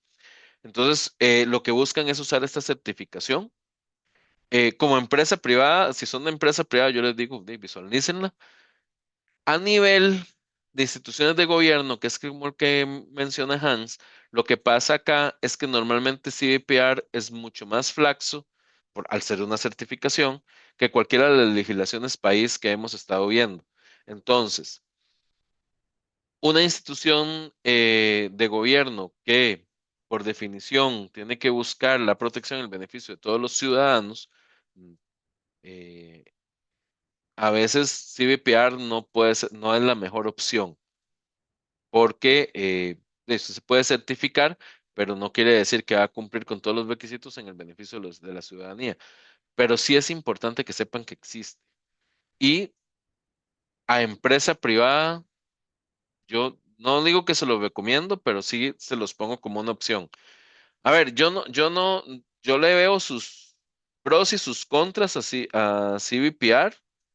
Tal vez yo que trabajo más en la línea de sociedad civil y derechos humanos, o sea, para ciudadanía en general, pues no es tanta mi línea, pero también me parecía inadecuado no mencionarla porque es una certificación que está ahí y que para países que no tienen legislación, sobre todo para empresa privada, lo pueden empezar a utilizar. Como le digo, ¿una institución del Estado podría buscar la certificación? Pues sí podría. O sea, habría que ver la legislación propia del país, pero normalmente podría pedirlo porque es una certificación. Es como estoy certificado en ISO tal, pues podría hacerlo. Lo que pasa es que sí puede, en el caso de una institución estatal, sí puede tener más roce con el resto de la legislación nacional que le puede generar exigencias a esa institución. En los países que ya tienen legislación, eh, no quiere decir que no puedan estar las dos. En los países que tienen ya, inclusive que están adheridos al convenio 108, pueden estar las dos. Sí es mucho más estricto el convenio 108, porque es un convenio país a nivel general, mientras que CBPR es una certificación, pero es una opción. También conozco países que pues no han implementado CDPR, no les llama la línea, sobre todo porque ya roza mucho con su legislación nacional, pero también sí conozco empresa privada específica en diferentes países que sobre todo si tiene eh, procesos de comercialización o de transferencia de datos con entidades de Estados Unidos o de algunos de los países que hemos visto ahí en la presentación, pues buscan su certificación porque es una certificación rápida y pues les da por lo menos una imagen de que hay una mayor seguridad de los datos personales para los usuarios que estén ligados a esa empresa. Esa es una línea. Para darles un ejemplo donde hay roce, Google y Facebook. Google y Facebook, los dos tienen su certificación de CBPR y tienen procesos ligados a CBPR, pero ambos han tenido multas fuertes, por ejemplo, en la Unión Europea, porque en el momento que ya se entra en GDPR, o sea, en la legislación de protección de datos europeo, que es mucho más estricta, pues ahí se les ha visto que hay incumplimiento, perdón, que hay incumplimientos y han tenido multas muy fuertes. Em, si un país ya tiene fuertemente establecido el 108, si ya lo tiene, una empresa puede adherirse al GDPR si lo necesita para un comercio específico con alguno de estos países. Pero si está dentro de la legislación de un país que ya tiene legislación de protección de datos personales y tiene, por ejemplo, está adherido al convenio 108, casi nunca lo usan. Porque al fin y al cabo ya están adheridos al otro, tienen que seguir esa legislación y como es más estricta, pues en realidad no es que no quieran usar CDPR, sino que ya tienen que usar una mucho más estricta. Entonces, pues no lo usan tanto. Pero, sobre todo para empresas privadas y en países donde no está la legislación, pues CDPR no es una mala opción a visualizar.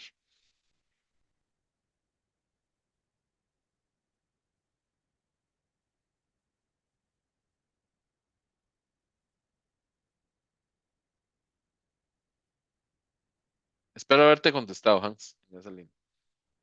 ¿Alguna consulta hasta acá con estos dos modelos? Aclaro que este segundo es una certificación, pero ha tomado mucha fuerza en los últimos años, entonces me parece importante que pues, la vayamos conociendo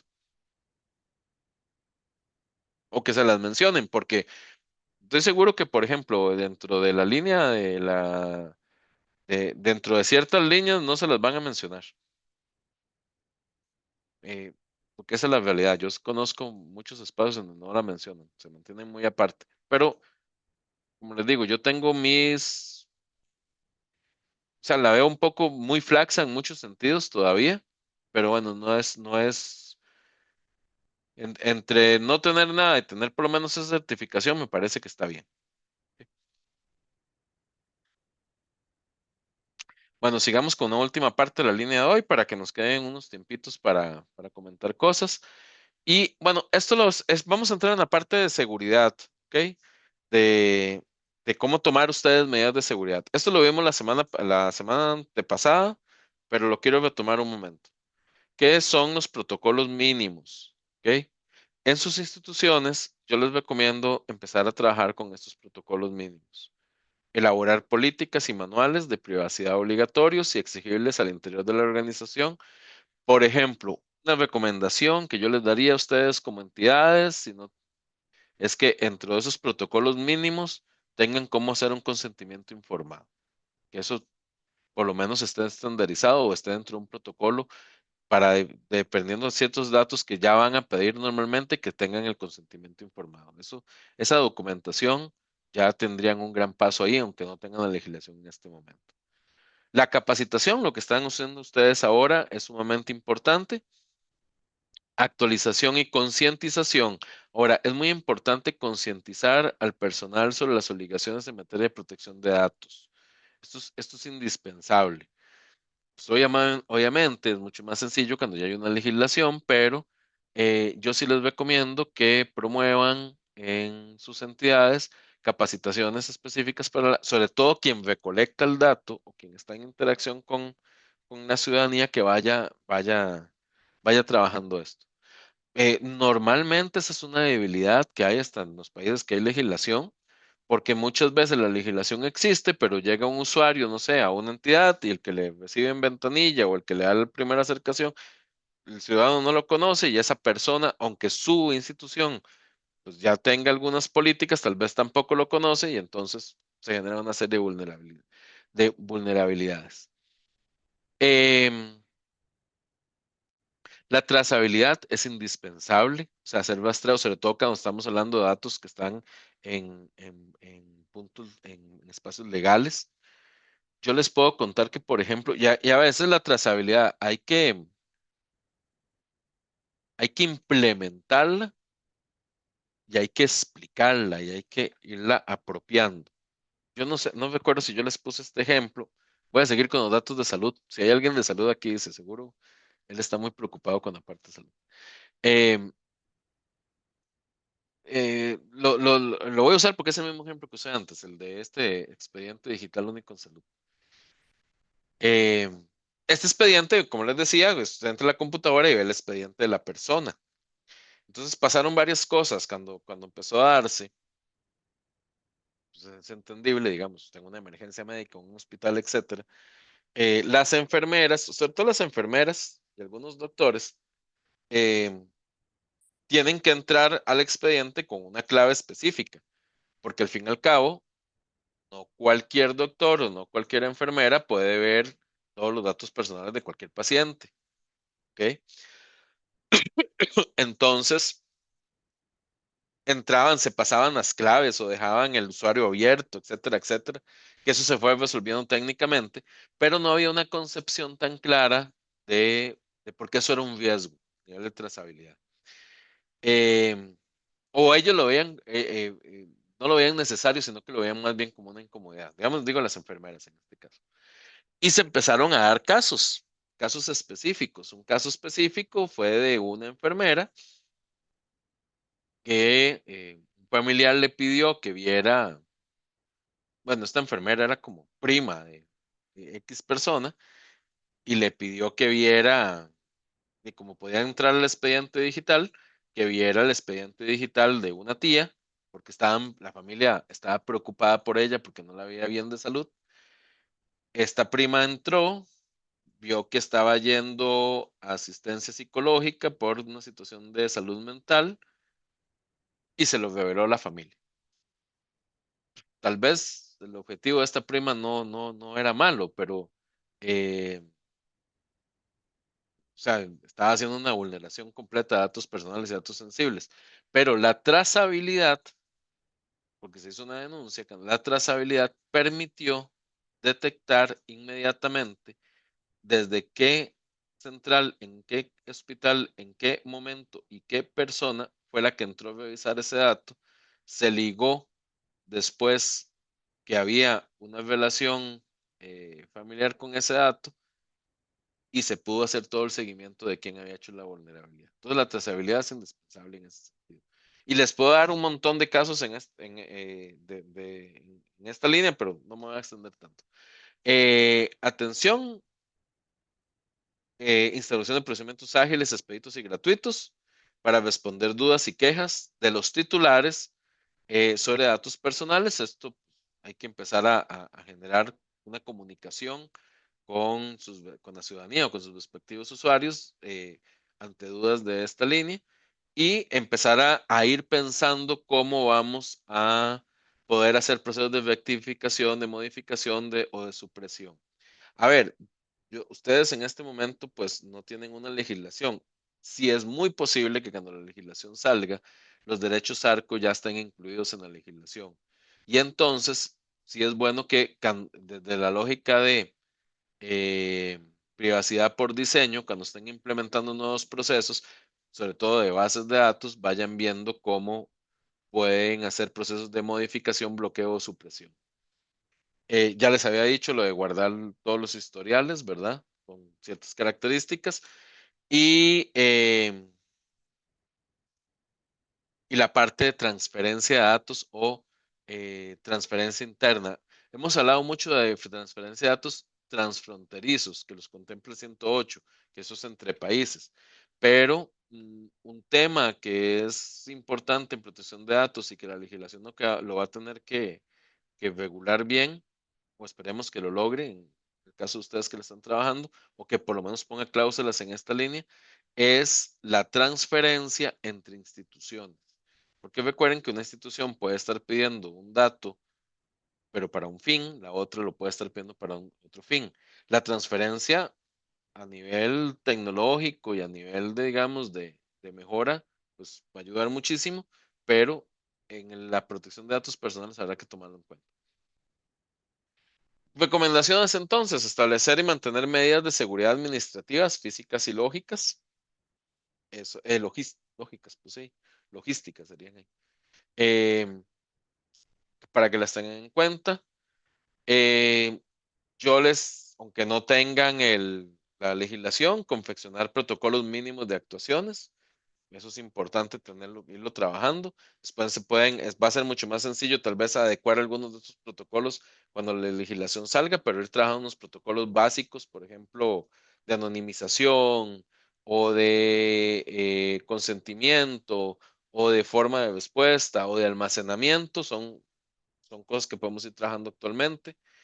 Em, yo sí les indicaría que algo importante sería notificar las vulneraciones de seguridad. Sé que en este momento pues no están obligadas a hacerlo, pero sobre todo pensando en la lógica de ciberseguridad, que digamos en el caso de Guatemala pues ya hay un avance en esa línea en la estrategia de ciberseguridad, pero ir visualizando cómo van a hacerse las notificaciones de vulneraciones de seguridad o, por ejemplo, qué instituciones, porque puede haber una infraestructura crítica eh, que deba tener algunas consideraciones a la hora de hacer esa notificación de vulnerabilidades. Estas vulnerabilidades de seguridad, estoy hablando de datos, ¿verdad? Porque pueden haber otras vulnerabilidades de seguridad. Y, perdón, de datos personales. Y gestionar el riesgo asociado al tratamiento de datos personales, eso es indispensable. Siempre tratamos de hacer procesos de análisis de riesgo cuando estamos trabajando datos. Yo creo que aunque no exista la legislación, podemos ir analizando riesgos en ese sentido con lo que hemos estado conversando y actualización de las medidas de seguridad. Yo estoy casi seguro y espero, pero estoy casi seguro que ya muchos de ustedes que no me hayan indicado o no lo vimos la vez pasada que estuvimos conversando un poco, pero ya deben de haber detectado internamente algunas eh, medidas de seguridad que tal vez no son suficientes.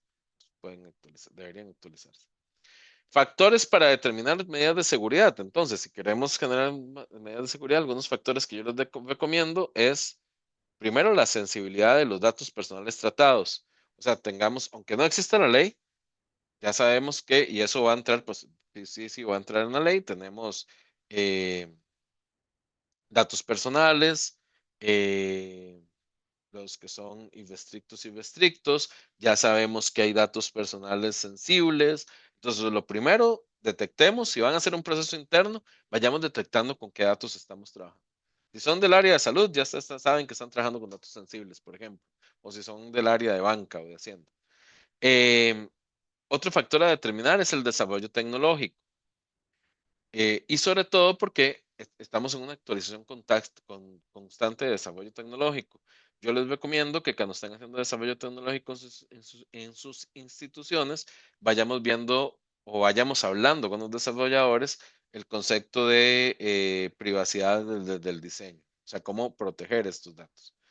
Y si les digo, y si hay algún informático o informática aquí o del área de informática, y no lo digo de forma peyorativa, em, la mayoría de las formaciones que hay en LAC de la parte de informática o desarrollo de bases de datos, etcétera, normalmente dentro del proceso educativo y no se contempla el tema de datos personales. Entonces, muchos desarrolladores técnicos no precisamente contemplan privacidad del diseño porque ni siquiera contemplan el tema de datos.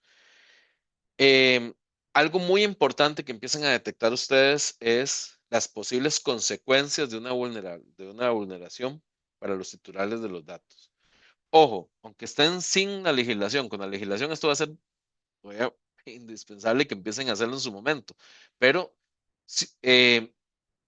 hay veces que es bueno para hacer el análisis empezar de qué pasa si se vulnera el dato, qué consecuencias puede tener para la institución y para los ciudadanos y ciudadanas que dieron esa información. Saber la cantidad de titulares que manejan, ¿verdad? Pues hay unos que manejan cantidades pequeñas, pero hay entidades estatales que pueden manejar los datos personales de todos los ciudadanos y ciudadanas del país. em, si han tenido vulnerabilidades previas, sobre todo a los sistemas donde hacen el tratamiento del dato y el almacenamiento. Posiblemente en este momento no hayan visto situaciones de datos personales, pero sí pueden haber tenido vulneraciones en los procesos donde ustedes hacen tratamiento de datos o donde los almacenan. Esto es muy importante. Una cosa que no mencioné es que en algunas legislaciones, por ejemplo, a las entidades del Estado no se les permite tener los data centers fuera del país. No sé, digamos, ¿qué quiere decir esto? Porque el data center debe estar protegido bajo la jurisdicción de protección de datos personales del mismo país. Entonces, una no digamos limitación, algunos lo ven como una limitación, otros no, como una cuestión de seguridad. Pero en muchos casos la legislación puede generar que instituciones como las que ustedes tienen no vayan a permitir que ustedes tal vez por una cuestión de contratación tienen el data center en otro país porque la empresa lo tiene ahí y ustedes lo pagan y te dan mejor servicio, etcétera. Pero contemplen que esto puede variar con la legislación. O sea, puede ser que los data centers no puedan estar fuera o inclusive que los data centers no puedan ser subcontratados por cualquiera o se le pida características específicas a la hora de la contratación del data center, si es, digamos, de una institución pública o una privada, donde se incluye mucho la parte de la rigurosidad y la vulnerabilidad de datos personales. Esto se los voy adelantando porque es algo que posiblemente va a pasar en el caso de ustedes. Riesgos por el valor cuantitativo y cualitativo que pudiera tener el dato personal. O sea, hay gente que se encarga de buscar esos datos y de venderlos fuertemente. Y hay ciberataques específicos que no van ligados tanto a frenar el proceso, digamos, o que no han ligado, digamos, a dañar la cotidianidad de la institución, sino, o a pedir un dinero por liberar a la institución, sino que lo que están buscando es entrar directamente a las bases de datos. Entonces, porque saben que van a obtener más dinero, no tanto por un rescate después de que liberen a la institución, sino por la venta de esos datos una vez que los tengan. El caso de, por ejemplo, cuando se hizo el ciberataque específico del sistema de salud en Costa Rica, una de las cosas que se preocupaba es que en realidad, pues sí habían capturado, digamos, el sistema de salud durante unos días, que eso es un riesgo enorme, eh, y sobre todo para la integridad de las personas que ocupaban esos servicios, pero sí hay la hipótesis de que mucho lo que se buscaba era poder acceder a los datos, más que lo que pudiera pagarse por liberar la institución. Y demás factores que resulten de otras legislaciones y leyes. Y en el caso de ustedes, de lo que resulte de la última versión que tengamos o la que se acepte de la legislación de datos personales. Acciones mínimas a determinadas medidas de seguridad. Elaborar una descripción detallada del tipo de dato, ya lo hablamos. Crear y mantener actualizado el inventario de la infraestructura tecnológica, incluyendo equipos y programas de cómputo y licencias. Esto es importante, sobre todo para la parte de protección de datos.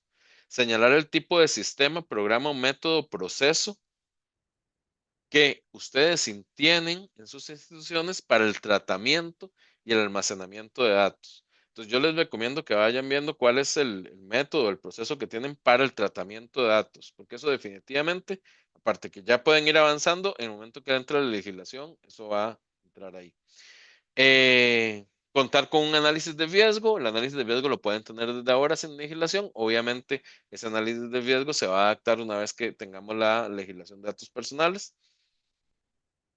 Establecer medidas de seguridad aplicables a los datos personales, que a veces tenemos medidas de seguridad aplicables al sistema, pero no al dato. Lo que ya acabo de mencionar antes, calcular el riesgo residual existente basado en una diferencia de medidas de seguridad. O sea, ¿qué pasa después si me vulneran el dato? Y elaborar un plan de trabajo para implementación de medidas de seguridad faltantes. Eh, Yo les recomendaría que si ya se está trabajando fuertemente en la legislación y esto va a entrar en algún momento sí o sí, que vayan generando planes de trabajo, comisiones, líneas para ir trabajando la parte de datos personales, porque no solo porque ya a nivel mundial esto es sumamente importante, es porque no sabemos cuánto, pero fijo, en algún momento van a tener ustedes su propia legislación.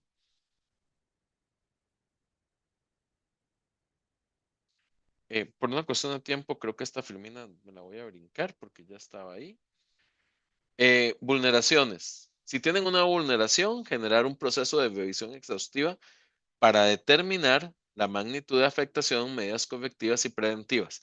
Esto dirigido al dato, porque, por ejemplo, desde TI lo va a ser dirigido al sistema, si tuvieron una vulneración. Pero en este caso, vamos a hacer este análisis de la vulneración no dirigido al sistema, sino dirigido al dato que estamos almacenando. Después vamos a tener una etapa informativa. Estos son recomendaciones para ustedes, pero recomendaciones también para la legislación.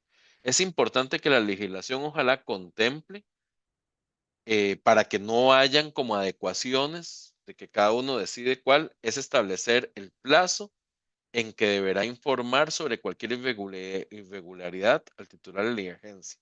O sea, yo estoy partiendo que muy posiblemente la legislación de ustedes contemple el punto de que debe informar ante una vulnerabilidad.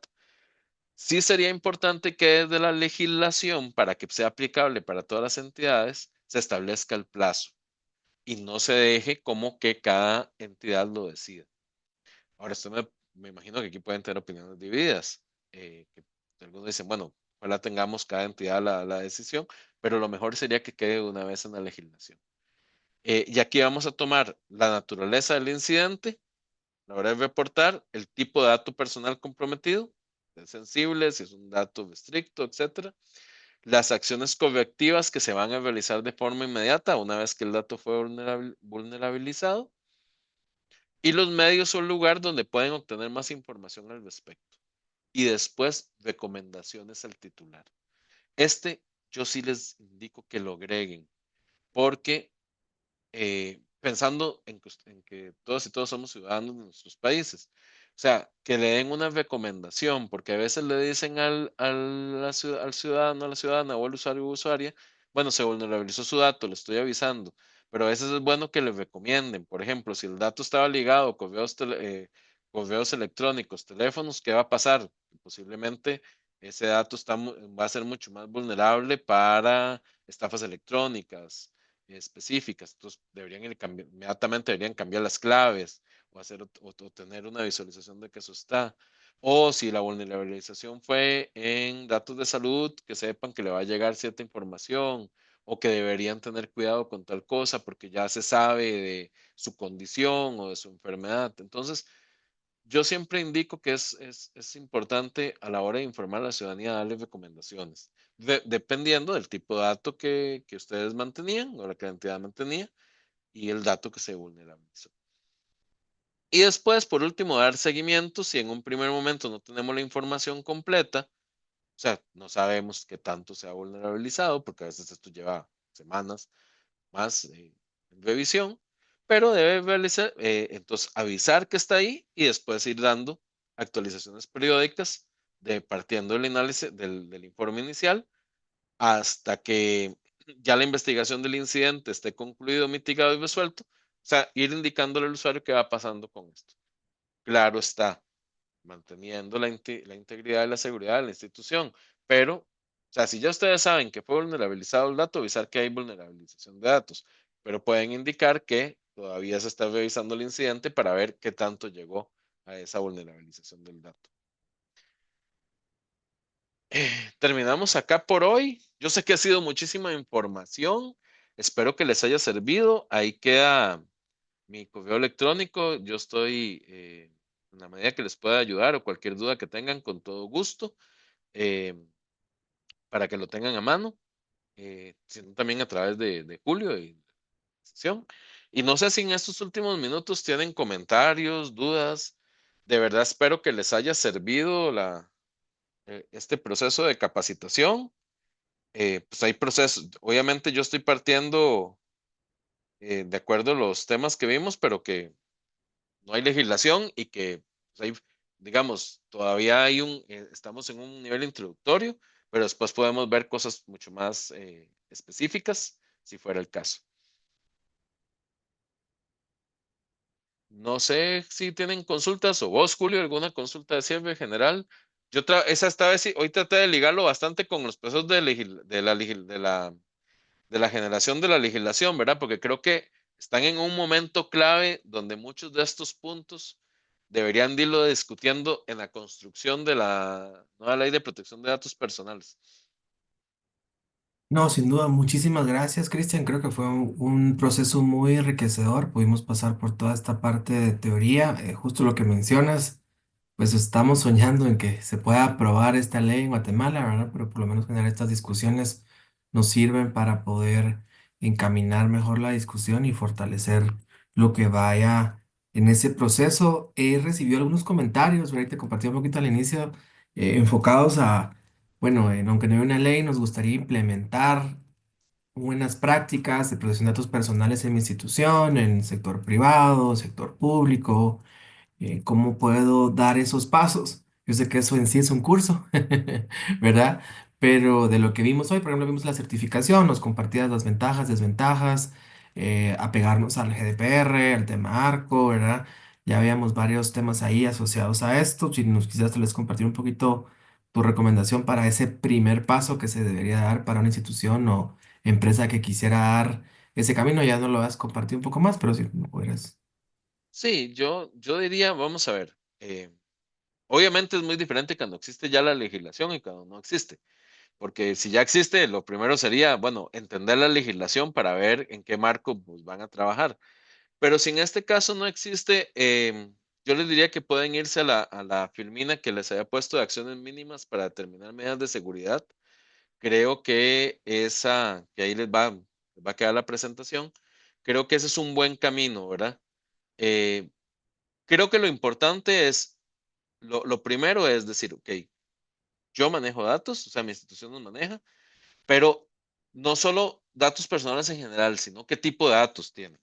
Porque si maneja datos sensibles, el procesamiento va a ser diferente. Y después de ahí, empezar a crear protocolos básicos para el proceso. Normalmente también, yo creo que no lo mencionó tanto, pero yo sí recomiendo generar comisión, ¿ok? Una comisión interna o alguien, algún grupo que vaya trabajando ese tema internamente en la institución. Porque, a ver, esto va a llegar a un nivel de especialización que no toda la institución no va a poder manejar, pero sí es importante que haya un grupo que logre manejar ese nivel de especialización y vaya gestionando los procesos de cambio. Eso es importante. Y no sé si en el caso de la, que voy a hacer un paréntesis porque esto me llevó a algo que no había pensado indicarles, pero que se da más en las estrategias de ciberseguridad que en las de protección de datos personales. Pero cuando usted hace una legislación de datos personales, es muy importante, Julio, también después establecer, si tienes una agencia para que sea autónoma, establecer un plan de acción, ¿verdad? La agencia tiene que establecerlo, así como las instituciones tienen que establecerlo. Y dentro de los planes de acción, muchas veces se considera que es bueno tener comisiones ligadas para dar sugerencias o trabajos y comisiones multi-stakeholder, ¿verdad? O sea, que haya sector privado, sector público, sociedad civil, eh, academia, una comisión, digamos, de 7 expertos, o sea, que representen a esos sectores, porque es bueno tener a alguien con quien estar discutiendo, que esté chequeando desde los múltiples sectores cómo se va transformando, cómo se va adecuando los proyectos de ley o que puedan ver situaciones que se han dado. Por ejemplo, es muy normal que en procesos de protección de datos abiertos haya comisiones nacionales de datos abiertos, comisiones nacionales de gobierno abierto. Entonces, es bueno tener mientras no entorpezcan, ¿verdad? Mientras estén bien formuladas, una comisión de protección de datos personales a nivel país. Y a nivel institucional, pues también es una buena lógica de tener gente especializada para que pueda llevar la construcción del proceso. Empezando con identificar qué tipo de dato manejan y cuál es el tratamiento que están dando a ese dato.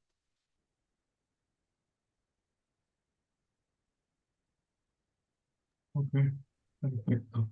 Pues muchísimas gracias, Cristian. En el chat les colocaba el formulario de cierre.